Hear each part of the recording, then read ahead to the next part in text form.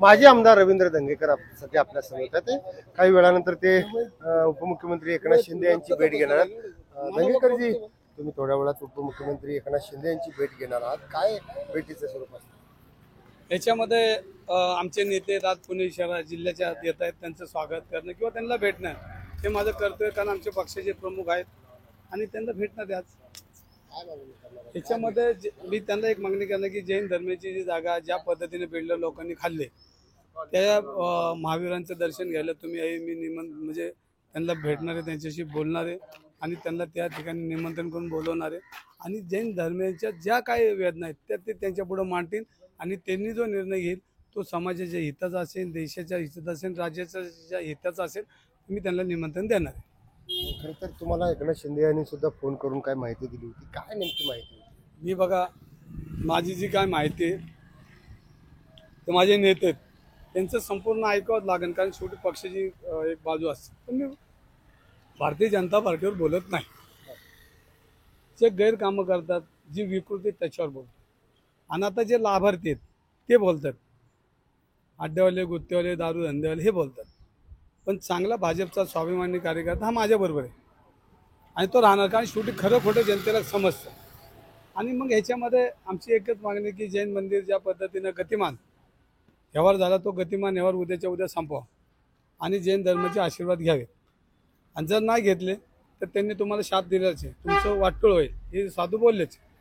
तर आता ह्याच्यामध्ये त्यांना दोनपैकी एक राजकीय किंमत मोजायची का जैन धर्म वाचवायचा, हे दोन प्रश्न त्यांच्या पुढे आहेत.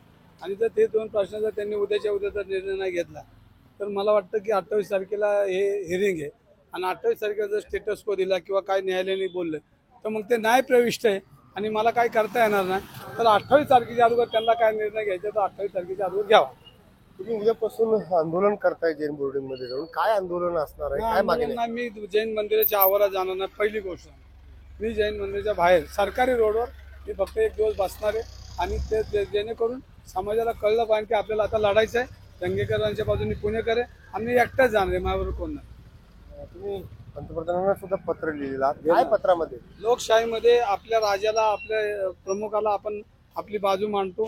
ती बाजू मांडण्याचा अधिकार प्रत्येक नागरिकाला आहे. जो खरं खोटं त्यांनी तपासून बघा आणि त्याच्यामध्ये जो दोषी असेल त्याच्यावर कारवाई करा. तुमच्यावर काल पत्रकार परिषदेतून काही गंभीर आरोप जे ते शहराध्यक्ष धीरज घाटे आणि गणेश बिडकर यांनी केलेले आहेत.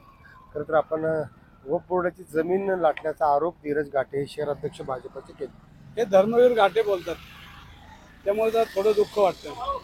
कारण ज्या हिंदू समाजाने तुम्ही ज्या बुरख्यामध्ये वागत होता, तुम्ही बुरख्यामध्ये जाऊन आता बोलायला लागला. ज्या हिंदू धर्माने तुम्हाला हिंदुत्व म्हणून मोठं केलं, मतदान केलं, आता तुम्ही बुरख्यात कधी गेला हे मला कळलं नाही.